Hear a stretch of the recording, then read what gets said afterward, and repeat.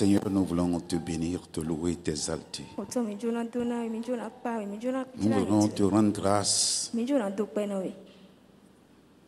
pour la vie que tu nous as renouvelée ce matin. Il y a des familles qui ont été endeuillées. Mais tu nous donnes la grâce de pouvoir nous réveiller ce matin. Et nous voulons te dire merci. Merci pour ce moment que tu as encore préparé pour nous parler. Laisse ton esprit nous conduire dans la révélation de ta parole ce matin, afin que ton nom soit glorifié. Nous lions tout esprit de perturbation dans le nom de Jésus et nous le chassons de ce lieu au nom puissant de Jésus. Que ton seul esprit soit en ce lieu. Prenne le contrôle de toutes choses au nom puissant de Jésus. Amen. Une fois encore, je voudrais vous souhaiter la bienvenue dans ce temple de l'excellence de l'Église biblique du Saint-Esprit. Pour tous qui avaient fait le déplacement,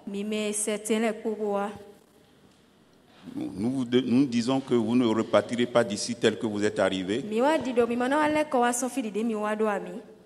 Le Dieu de mon père Josué Ounou vous bénira. Alléluia. Bien que vous le sachiez déjà, je voudrais vous rappeler que ce jour, c'est un jour spécial pour nos bien-aimés Charlotte et Zeb, qui sont sur le point d'échanger leurs vœux de mariage.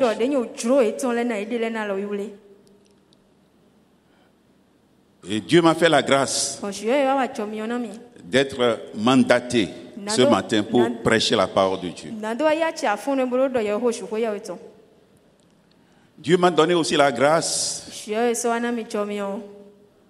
d'avoir 31 ans d'expérience dans le mariage. Et c'est avec plaisir que je peux vous dire que je suis déjà grand-père. Et je bénis la vie de notre papa, le bishop Josué Ounou, qui m'a permis de prêcher en cette solennelle occasion.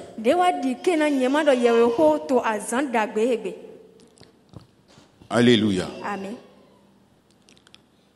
C'est vrai que le mariage doit... Les époux doivent s'aimer. C'est vrai que les époux doivent s'aimer. Mais laissez-moi vous dire, mes bien-aimés, Charlotte et Zeb, le mariage est plutôt une affaire d'engagement que des sentiments. Un engagement permanent pour la vie. Vous pouvez vous aimer. C'est important dans le mariage. Mais sachez que le mariage est plutôt une affaire d'engagement permanent pour la vie que des sentiments.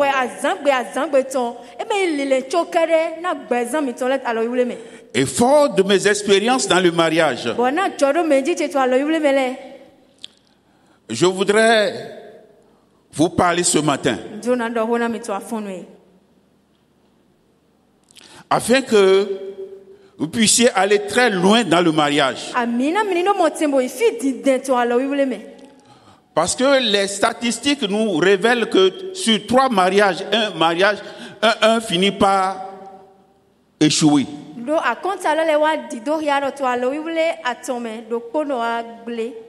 Mais je déclare sous l'onction de mon père, le bishop Joshua Ounou, que votre mariage ira jusqu'au bout. Et vous allez fêter les noces d'argent, de perles, d'or, de diamants, de platine. Voilà pourquoi ce matin j'aimerais vous proposer un message que j'ai intitulé 10 principes. Les 10 principes à appliquer pour un mariage réussi.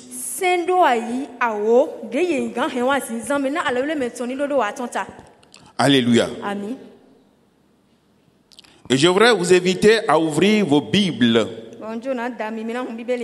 Pour ceux qui l'ont, dans le premier livre de la Genèse, chapitre 2, à partir du verset 18 jusqu'au 24.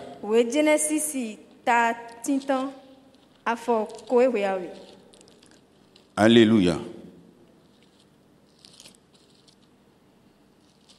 Genèse chapitre 2, verset 18 à 24.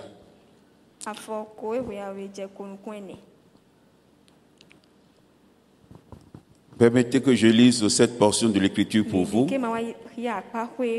L'Éternel dit: il n'est pas bon que l'homme soit seul. Je lui ferai une aide semblable à lui. L'Éternel Dieu forma de la terre tous les animaux des champs et tous les oiseaux du ciel. Et il les fit venir vers l'homme pour voir comment il les appellerait, afin que tout être vivant portât le nom que lui donnerait l'homme.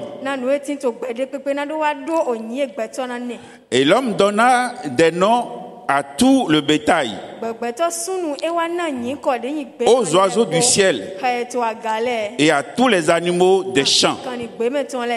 Mais pour l'homme, il ne trouva point d'aide semblable à lui. Alors l'Éternel fit tomber un profond sommeil sur l'homme,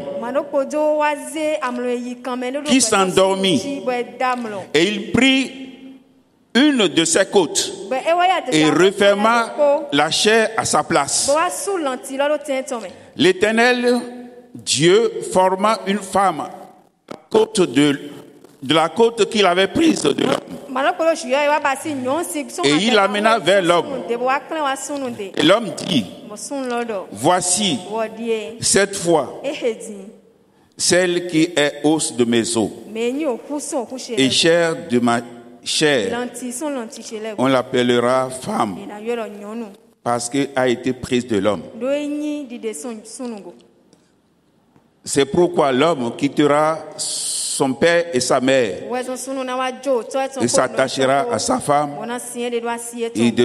et ils deviendront une seule chair.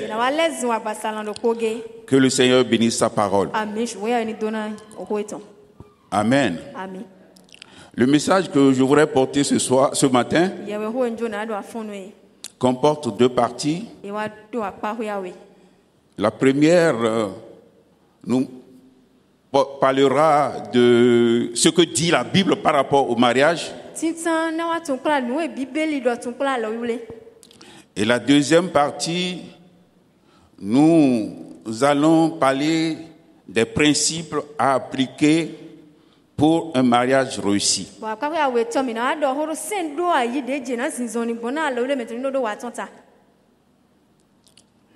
Et avant d'aller dans le message, je voudrais que puissiez saluer le Seigneur, bénir le Seigneur par vos acclamations pour la vie de notre papa Joshua Ounou.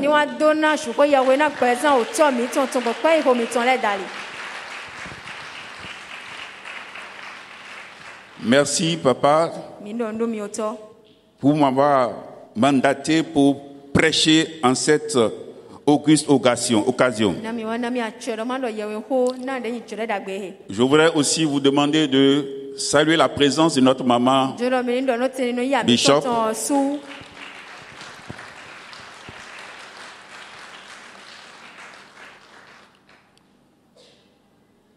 Je voudrais vous demander également de bénir le Seigneur pour la vie de notre papa, l'apôtre Samuel Sagboan, et sa femme également. Sans oublier la présence de tous les serviteurs qui sont dans la salle. Alléluia. Amen. Avant d'aller dans le vif du sujet, laissez-moi vous dire que l'histoire de l'humanité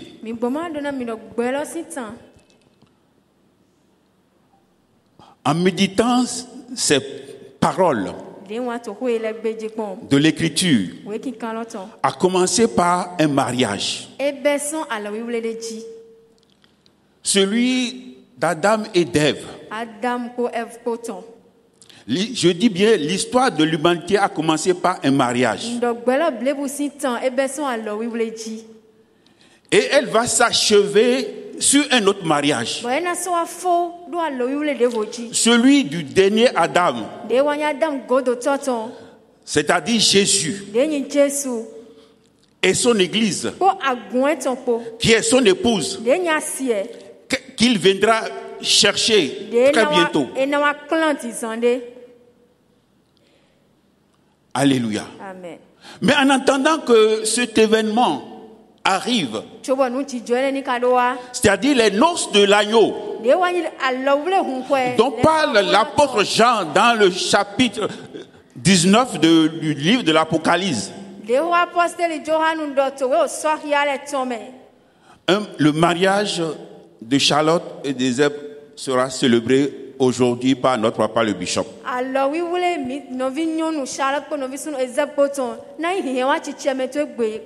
Alléluia. Et lorsque je médite, je remonte aux origines de la création. La première révélation que je reçois, Dieu est le concepteur du mariage. Il est le précurseur du mariage. Il est l'auteur du mariage. Et c'est lui qui a célébré le premier mariage de l'humanité. Alléluia. C'est pour vous dire ce matin que ce que nous sommes en train de faire, c'est en obéissance à la parole de Dieu.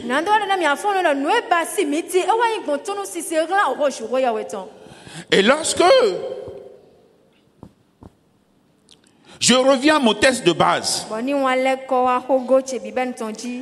il y a des vérités importantes qui sont révélées dans ces passages.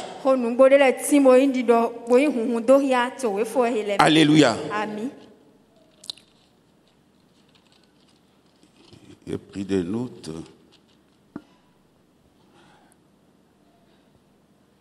La chose que nous constatons et que la parole nous révèle au travers de ce passage, l'idée de mariage ne vient pas d'Adam, mais de Dieu. Adam n'était pas conscient qu'il avait besoin d'une aide semblable à lui.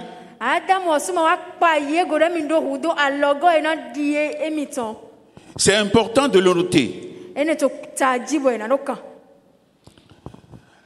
La deuxième chose que nous pouvons retenir, c'est Dieu qui a formé Ève à partir d'une des côtes d'Adam.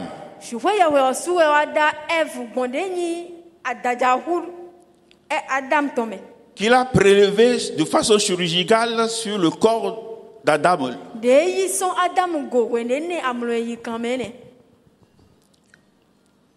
Il aurait pu former Ève à partir de la poussière de la terre. Mais il ne l'a pas fait.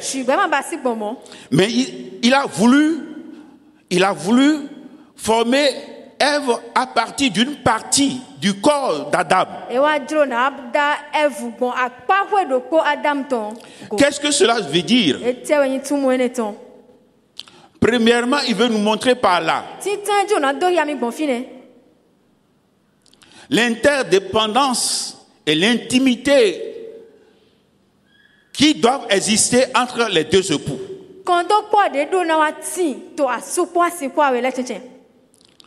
Deuxième chose, pourquoi il n'a pas formé Ève à partir de la poussière de la terre comme il a fait pour Adam?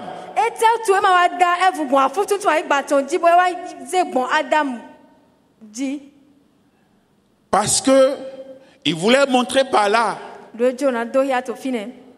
que le mariage doit être monogamique.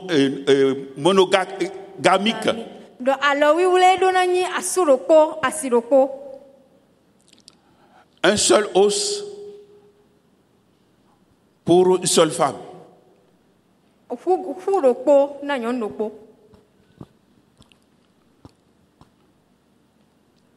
Alléluia. Amen. Mais l'homme a fini par se rebeller et nous assistons depuis les commencements jusqu'à ce jour à la polygamie.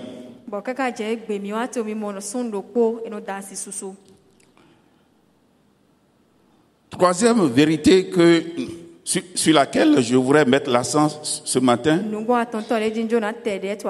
Lorsque nous lisons ce passage que je viens de vous lire,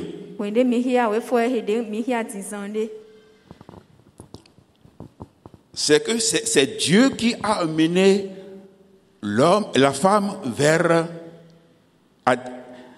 Il a amené Ève vers Adam.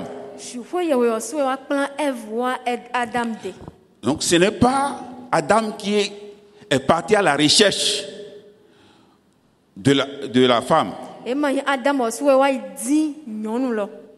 Alléluia. Amen. Donc quatrième vérité que j'ai trouvée dans ce passage,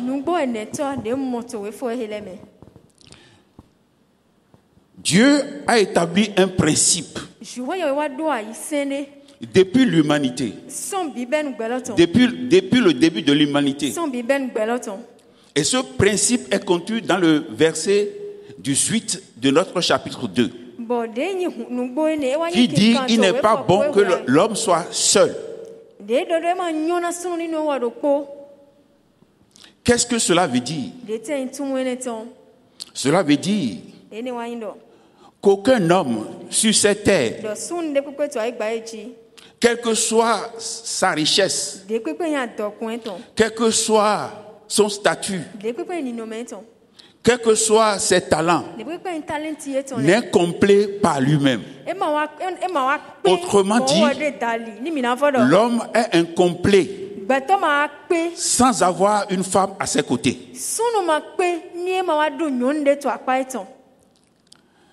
Et je voudrais dire à Eusèbe, peu importe l'argent que tu peux avoir, si tu n'as pas Charlotte à tes côtés, tu es incomplet. Quel que soit ton statut, tes talents, si tu n'as pas Charlotte à tes côtés et que tu la mets derrière, tu es irresponsable. Alléluia. Amen. Même dans le monde séculier, on ne confie pas des responsabilités à quelqu'un qui est irresponsable. On ne confie pas la destinée d'un pays à quelqu'un qui est irresponsable. Mais tu dois savoir, mon frère, si tu n'as pas ta femme à tes côtés, tu es disqualifié aux yeux de Dieu. Alléluia. Amen. Et compte tenu du temps qui m'est imparti, je voudrais rapidement aborder la deuxième partie de notre message qui parle des 10 principes à appliquer pour un mariage réussi.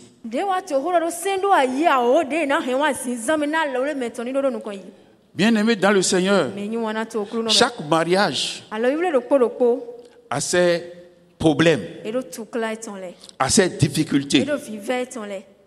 Il n'y a pas de mariage dans ce monde sans problème. Le prince charmant n'existe pas.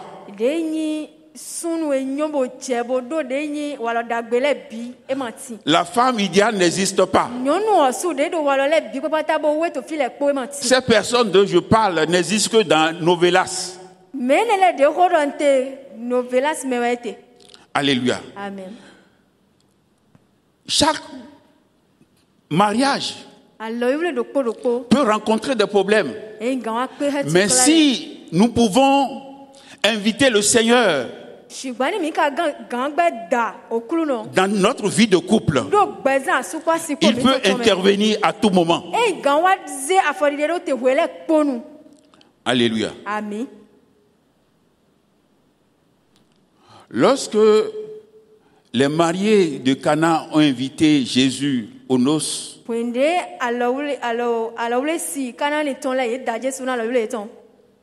lorsque le vin a commencé par manquer,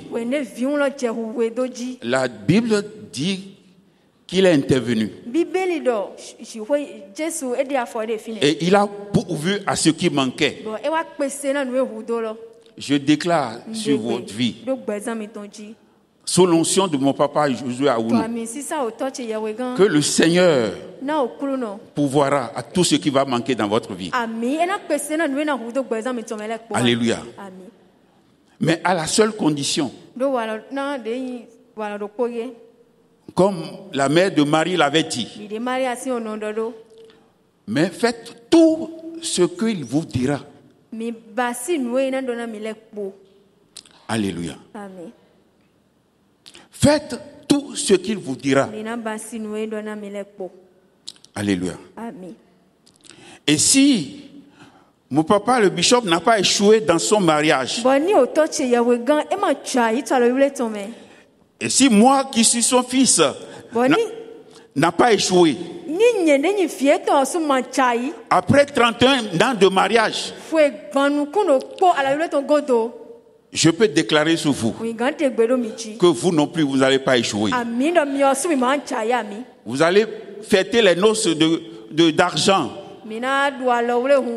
C'est 25 ans. Notre noces de perles 30 ans. Noces d'or 50 ans. Noces de diamant 60 ans. Pourquoi pas les noces de platine 70 ans? Alléluia. Amen. Alléluia. Amen.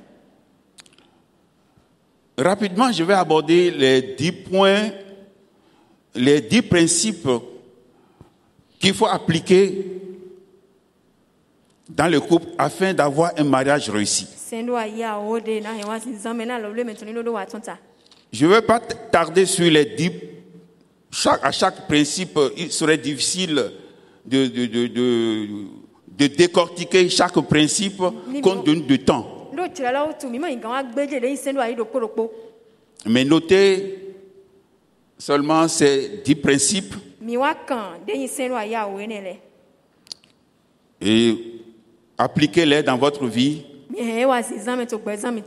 quels que soient les vents contraires. Vous allez réussir. Alléluia. Amen. Et je vais finir à la fin par un témoignage personnel par rapport au 10e principe. Alléluia. Amen. Donc, le premier principe que je voudrais vous dire ce matin, pour avoir un mariage réussi, c'est l'obéissance aux instructions du Seigneur par rapport au mariage. Quelqu'un a dit, la meilleure école de la vie, c'est celle de l'expérience. Mais cela coûte très cher. Il y a un prix à payer. Parce que on y laisse parfois des plumes, ou on en sort avec des cicatrices.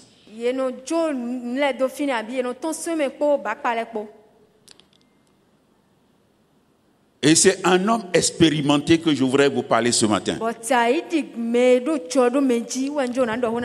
Alléluia. Amen. Non seulement à vous, mais à toute l'assistance. Le premier principe à appliquer pour un mariage réussi, c'est l'obéissance aux instructions du Seigneur. Et nous pouvons trouver ces instructions dans Éphésiens chapitre 5, à partir du verset 20 jusqu'au verset 29.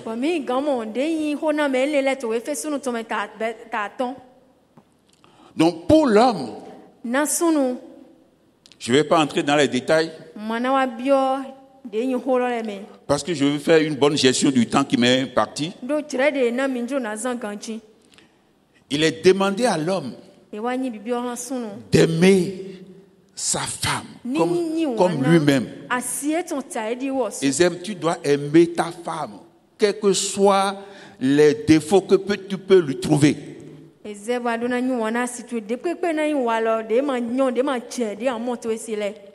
Alléluia. Amen. C'est ce que le Seigneur exige pour l'homme.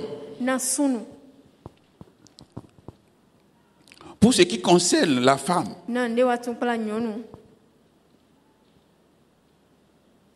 Dieu demande que la femme soit soumise à son mari.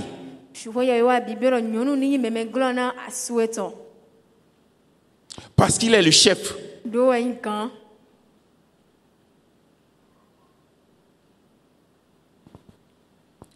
Si chacun de vous peut s'efforcer à respecter les instructions du Seigneur avec sincérité de cœur, même de façon imparfaite, le Seigneur bénira votre couple parce qu'il lit dans les cœurs. Alléluia. Amen. Nous allons passer au deuxième principe,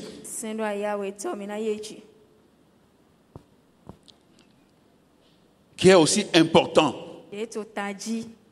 Le deuxième principe pour avoir un mariage réussi, c'est l'appréciation réciproque dans le couple. Bien-aimé, Ézeb, tu ne dois pas être quelqu'un qui recherche les défauts dans la vie de ta femme. Tu dois plutôt chercher des qualités. De la même manière, Charlotte, tu ne dois pas chercher des défauts dans la vie de ton mari. Tu dois rechercher plutôt des qualités. Je vous parle en homme d'expérience. Donc je suis qualifié pour vous parler du mariage. Avec mes 31 ans d'expérience, je le répète, pour ceux qui ne veulent pas l'entendre. Alléluia. Amen. Chacun de vous doit chercher des mots d'appréciation. Et je peux vous dire que chaque mot d'appréciation réciproque est un catalyseur pour activer la réussite de votre mariage. Après 31 ans de mariage, je continue encore à apprécier ma femme. Je lui dis, ma chérie, Femmes aux yeux d'or. Aux yeux de velours. Bien aimé, la femme a besoin d'être appréciée. L'homme également a besoin d'être apprécié. Chacun de vous, vous devez rechercher, reconnaître la valeur de votre conjoint.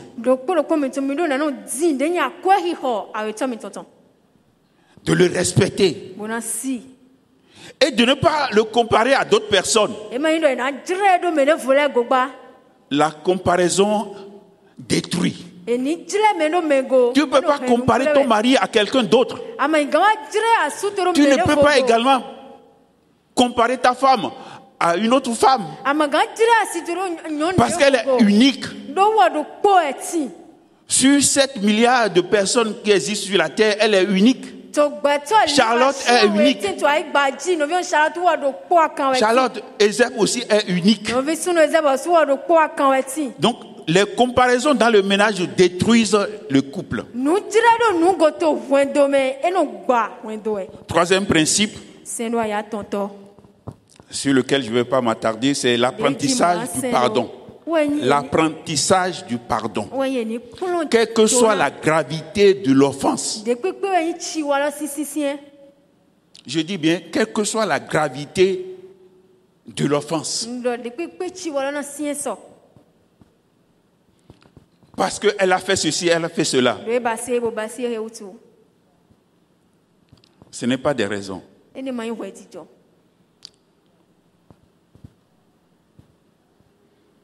Alléluia. Amen. Je passe au quatrième principe. Le quatrième principe, ou le principe numéro 4, c'est le don de soi. Alléluia. Amen. Se donner. Tu dois te donner totalement à ta femme et de façon réciproque.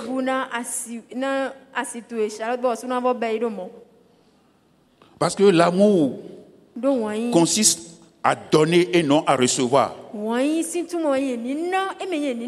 Le véritable amour se donne et n'attend rien en retour. Alléluia. Amen. Le véritable amour se donne sans rien attendre en retour. Alléluia. Amen. Si tu veux fêter les noces dont je t'ai parlé, il faut commencer par faire ces choses. Parce que la Bible dit il y a plus de bonheur à donner qu'à recevoir.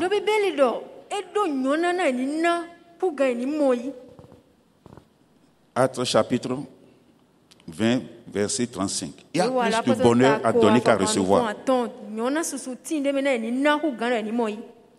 Alléluia. Amen. Principe numéro 5. C'est la culture de la tendresse et du romantisme.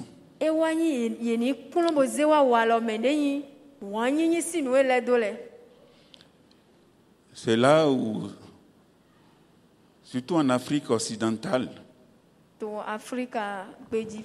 nous n'aimons pas faire ces choses en public. Embrasser sa femme, son mari, même au marché, même dans la rue. On dit, mais tu ne vois pas les gens? On s'en fout. Moi, pas ma femme m'embrasser dans l'église. Bien aimé, la tendresse n'est pas une marque de faiblesse, mais une marque de force.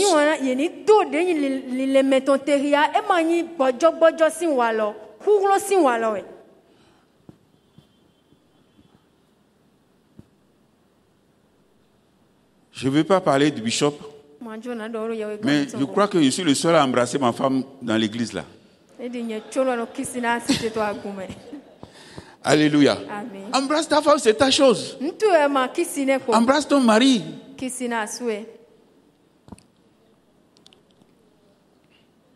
Aller au restaurant. Faire des promenades dans la ville, la main dans la main. Mais les gens, il y a des hommes qui n'aiment pas. Ah non, tu ne vois pas les gens.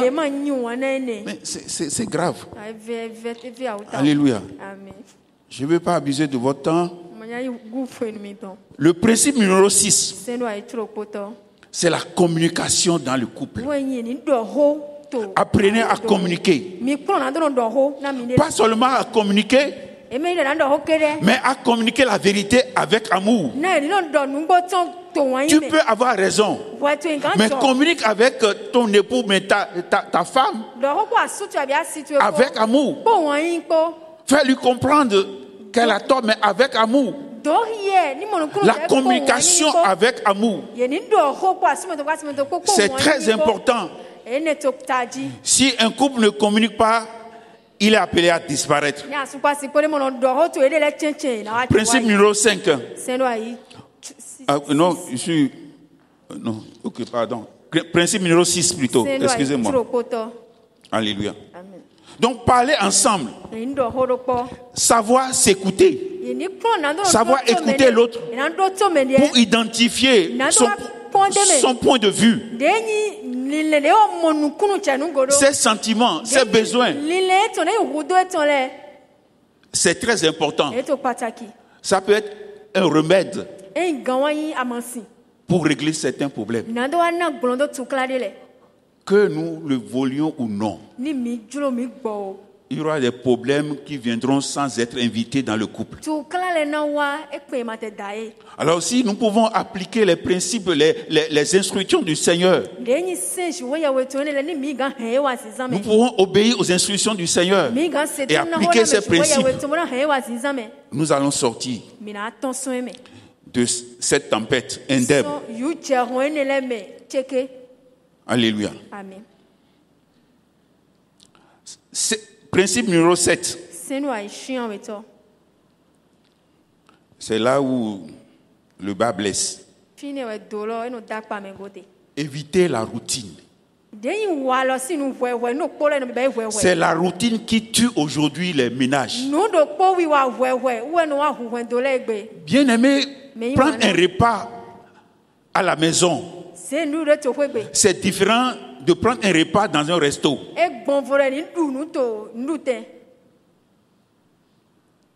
Parce que vous mangez tous les jours à la même place là, ça finit pas vraiment.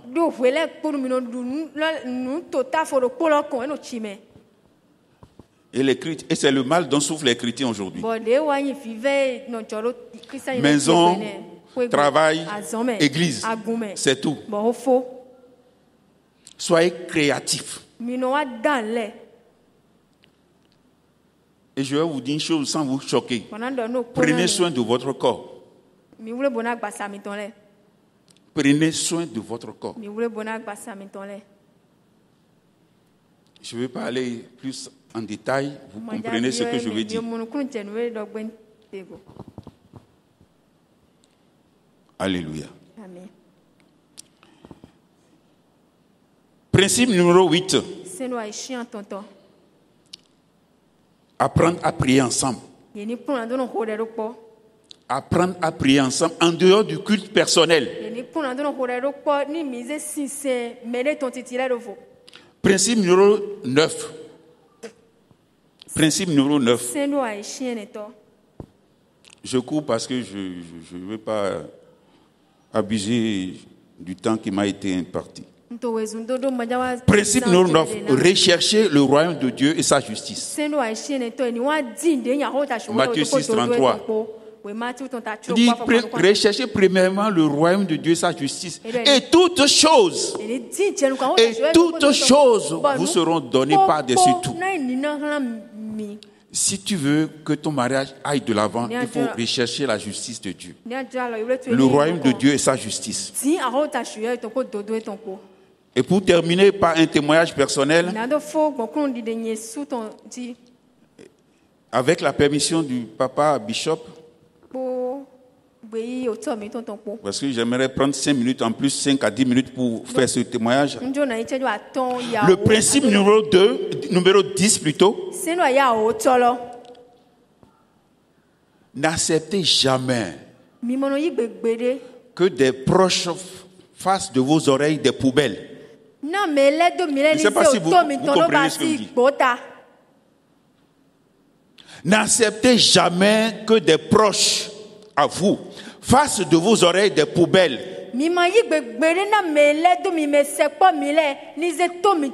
Vous savez, les poubelles sont destinées à recevoir des ordures. Mais il y a des gens, des apprentis sorciers qui viennent vous voir pour dire « J'ai vu Ézèbe quelque part avec une femme. »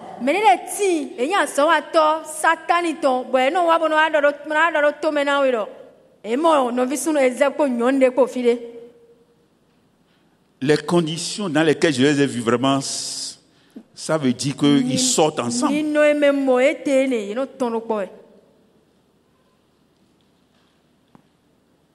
Bien-aimé, j'ai été victime de ces choses. Ces apprentis sorciers ont commencé par envoyer des lettres anonymes à ma femme.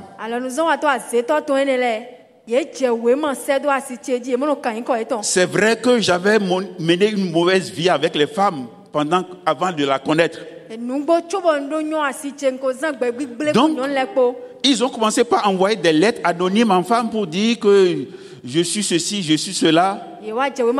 Mais ce qu'ils ne savaient pas, c'est que moi, j'avais déjà informé ma femme de la mauvaise vie que je menais avec les femmes. Parce que j'étais en boîte tous les samedis. Et les autres jours, je suis dans les bars pour consommer mon whisky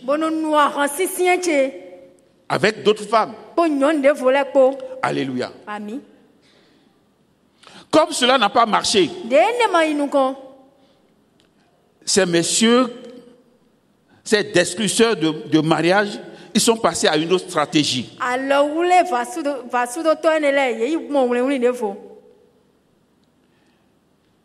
Ils sont allés en personne à visage découvert dans la société où travaille ma femme. Il y a 22 ans de cela.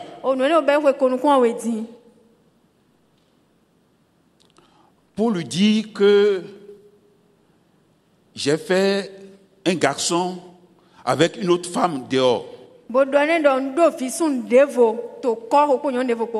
Alors qu'à l'époque, ma femme et moi, nous avions 2 filles que vous connaissez. Et nous sommes accordés pour arrêter de faire d'autres enfants. Mais voilà qu'on l'informe que j'ai un autre fils dehors avec une autre femme. Ils ont même dit à ma femme que la photo de l'enfant lui sera expédiée dans les jours qui suivront. Bien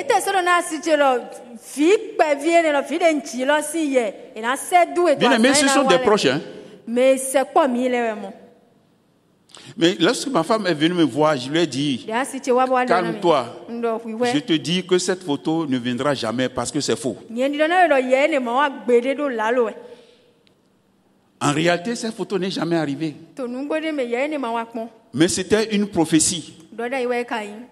C'était une prophétie parce que l'enfant, le garçon que je n'avais pas et qu'il disait que j'avais, Dieu a utilisé la bouche de ces apprentis sorciers pour amener à l'accomplissement cette prophétie, et un garçon nous est né.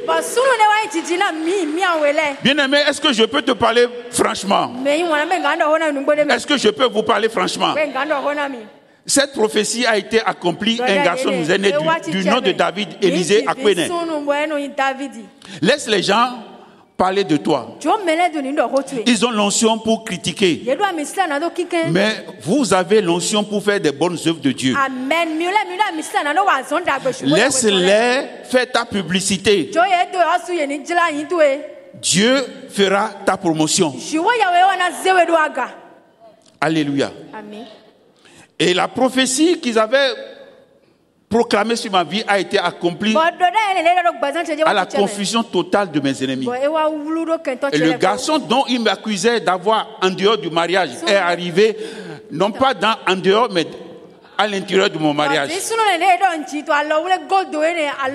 Voilà pourquoi, bien-aimé, il ne faut pas écouter les gens. Il faut être sincère avec ta femme, sincère avec ton mari. Et je voudrais prier le Seigneur pour qu'il vous aide à appliquer ces 10 principes. Dieu vous aidera à aller plus loin dans le mariage. Parce que le mariage, ce n'est pas que une affaire de sentiment. C'est plutôt une affaire d'engagement pour la vie. Et j'aimerais encourager nos bien-aimés ce matin par vos acclamations.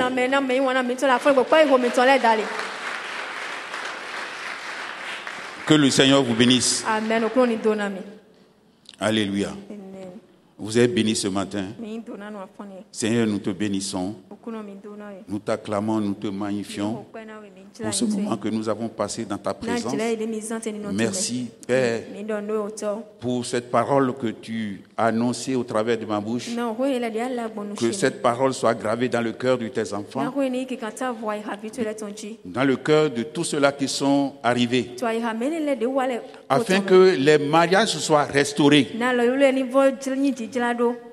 Les couples qui sont en train de battre de l'aile, que ces coups soient restaurés dans le nom de Jésus, afin qu'ils puissent un jour faire aussi des témoignages qu'ils sont en train de faire pour ta gloire dans le nom de Jésus. Amen. Est-ce que nous pouvons acclamer le Seigneur?